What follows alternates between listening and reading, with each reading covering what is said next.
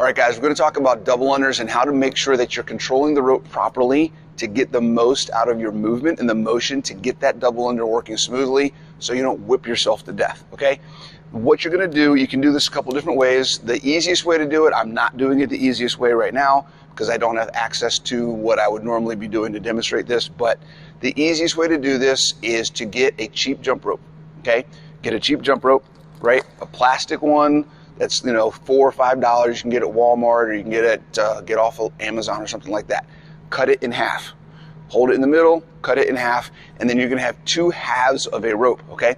I don't have access to that right now, so what I'm doing is I'm taking two jump ropes and I'm just holding them together so I have the same thing.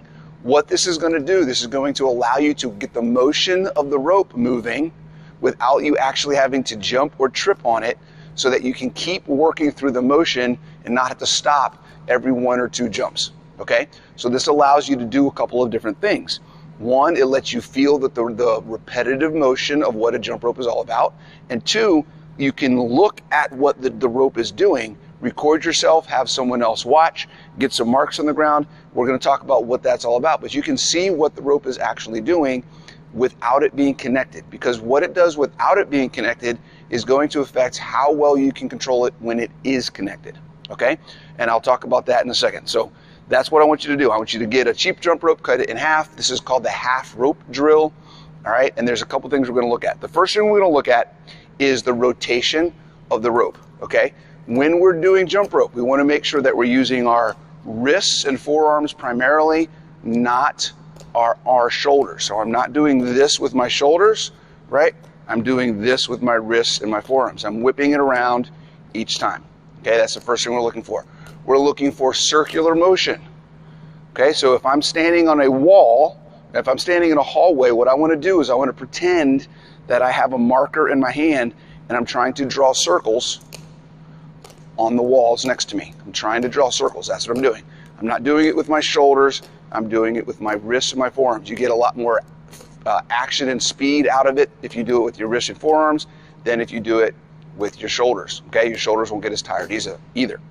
All right, so that's the first thing. We want circular motion, okay? A lot of times when people start going fast, they start going sideways or whipping it up and down instead of trying to go in a circle. So that's what we're looking for.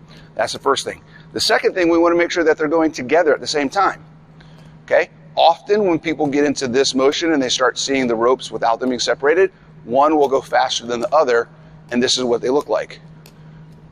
Okay, one's going slow, one's going fast. They feel like they're doing it together, and when the rope is connected, you compensate, because if I go fast here, the rope is connected, it's going to make the other side go fast too, even if my arm isn't actually pushing it that fast. So you want to make sure that you're pushing the rope the same speed on both sides so that the rope stays even as you're spinning it, okay?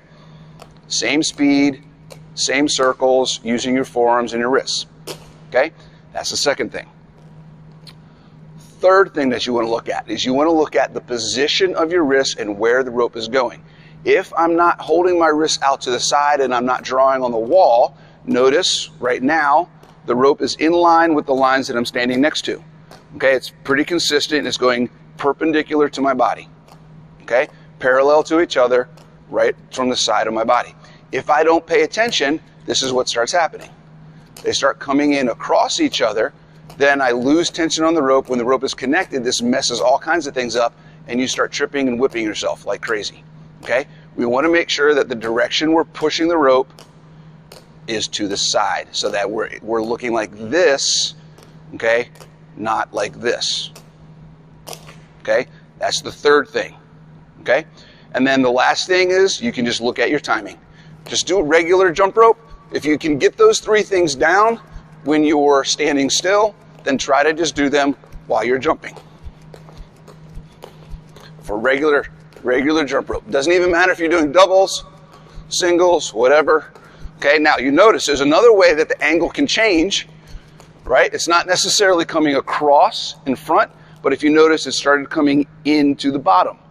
So now my angle is coming in like this and not like this. We want to make sure that we don't bring it closer to our feet.